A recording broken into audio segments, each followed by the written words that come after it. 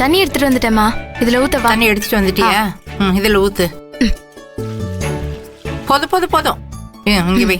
இந்த குடத்தை வச்சுட்டு இதுல கொஞ்சம் தண்ணி நிறைய தான் இருக்கு. வெள்ளத்தை உடைச்சு இதுல போட்டு விட்டுடு. சரிம்மா. அம்மா. வா திரு. வாப்பா. வேலு கேஸ பத்தி என்னப்பா சொன்னாங்க? பேசிட்டோமா. கூடிய சீக்கிரமே கேஸ் விசாரணைக்கு வந்துருன்னு சொல்லியிருக்காங்க. நல்லதே நடக்கும்னு தோணுது. செல்வி படுற கஷ்டத்துக்கும் வேதனைக்கும் இந்த தாலி காத்த அம்மன் தாண்டா வேலுவை காப்பாத்தணும். நம்ம வேற என்ன நினைக்கிறது? அம்மா, நிச்சயம் அன்னிக்கும் அண்ணனுக்கும் நல்லதுதாமா நடக்கும். நீ கவலைப்படாம இருமா. எனக்கு என்ன நடந்தா என்னடி? வாழ வேண்டிய வயசுல நீங்க எல்லாரும் நல்லா இருந்தா எனக்கு அதுவே போதும். அம்மா, இப்ப எதுக்கு கவலைப்படுறீங்க? எல்லாம் நல்லபடியா நடக்கும். நடக்கணும்டா, நடக்கணும். அப்பதான் இந்த அம்மனுக்கு சக்தி இருக்குன்னு எல்லாரும் நம்புவாங்க. இதே செல்வி இடத்துல வேற ஒருத்தி இருந்தான்னு வச்சுக்கையே, இதெல்லாம் பார்த்துட்டு எப்பயோ போயிருப்பா. செல்வியா இருக்கிறதுனாலதான் ஒவ்வொன்றா தாலி மேல பாரத்தை போட்டு எல்லாத்தையும் தாண்டிட்டு இருக்கா. ஏண்டா, இந்த காலத்துல வேற எந்த பொண்ணா இருந்தாலும் இப்படி எல்லாம் புருஷனுக்காக வேண்டிப்பான்னு கூட தெரியலடா. உண்மைதாமா. செல்வி தாலிதான் வேலோட உயிரை காப்பாத்திட்டு இருக்கு. திரு, எனக்கு வேலுவை பார்க்கணும் போல இருக்குடா. என்ன கூட்டிட்டு போறியா? அம்மா, இப்ப இருக்கிற நிலைமையில எதுக்கு? என்னமோ தெரியலடா, எனக்கு அவனை பார்க்கணும் போல இருக்கு. சரி, இன்னொரு நாள் கூட்டிட்டு போறேன். செல்வி பூஜைக்கு ஏற்பாடு பண்ணலாம். வாங்க போவோம். சரி வாங்க.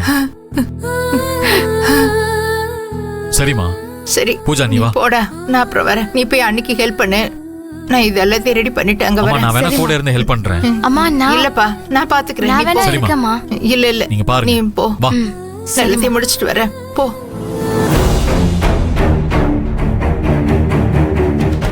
ஏண்டி கீர்த்தி, ரொம்பதான் ஆளாளுக்கு அப்படியே பாசத்தை புழியறாங்க. தாங்க முடியலடி. ஆமாமா, பார்க்கவே சகிக்கல. இதுல என் புருஷன் வேற தம்பி பாசத்துல உருகி கிடக்குறாரு. ஆமாண்டி, கட்டின பொண்டாட்டி உனக்கு ஒண்ணுனா ஒரு சொட்டு கண்ணீர் வராது. ஆனா கூட பிறந்தவங்களுக்கு ஒண்ணுனா அப்படியே துடிச்சு போயிடுவாரு. இதையெல்லாம் எத்தனை நாளைக்கு நானும் பாக்குறேன். எல்லாம் நம்ம கைக்கு வர வரைக்கும் தாமா. இன்னைக்கு இந்த செல்விய பூஜை செய்ய விடாம அந்த சாமியார் சொன்னபடி செஞ்சுட்டோன்னு வை, அதுக்கப்புறம் நாம நினைச்சதுதான் நடக்கும். உண்மைதாண்டி. இந்த செல்வியோட வேண்டுதலை தடுத்துட்டா அந்த வேலு கதை முடிஞ்சிரும். அதுக்கப்புறம் அந்த மொத்த குடும்பமும் ஓம் பேச்சதான் கேட்கணும். அந்த நாளுக்காக தான் நானும் காத்துட்டு இருக்கேன். அந்த வீட்டை நான் தான் ரூல் பண்ணணும். அதுக்கு தடையா இருக்கிற ஒருத்தரையும் விட்டு வைக்க கூடாது. சரி சரி, கனவு கண்டுகிட்டே இருந்தா போதாது. முதல்ல இந்த பூஜையை நிறுத்தறதுக்கு என்ன வழின்னு யோசிப்போம். மா, அந்த சாமியார் கொடுத்த பொடிய அந்த செல்வி குடிக்கிற பானகத்துல போட்டு கலந்து குடிக்க வச்சுட்டா போதும். அவளால தூக்கத்துல பூஜையை சரியா பண்ண முடியாது. சரிடி, அந்த செல்வி பூஜையை சரியான நேரத்துல ஆரம்பிச்சது ஓகேதான். ஆனா பாதியில அது நின்னு போயிடணும். ஆனா அத நாம தடுத்ததாவும் இருக்க கூடாது. அவளே நிறுத்துற மாதிரி செய்யணும். அதுக்காக அந்த பொடியை அந்த பானகத்துல நாம கலக்கணும். அதுக்குதாம்மா நான் தயாரா வச்சிருக்கேன். ஆனா இந்த அத்தைக்கறி அந்த இடத்துல இருந்து காலி பண்ணணுமே.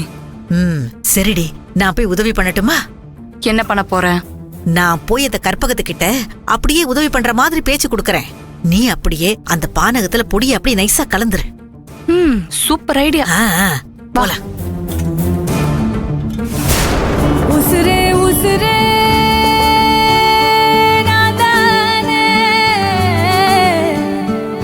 முழுசா உடஞ்சே போனேனே, அழுவே தெரியாதன பொழுதும் விழிநீரில் நனஞ்ச வரஹா கிடக்க, திமிரும் புலிவாலை பிடிக்கும் ஒரு ஆம்பள் புலம்பும் புழுவாயிருக்க, செலந்தி கூடா செதஞ்ச வீடா இடி வாங்கி துடிச்சேன்னு வலியோட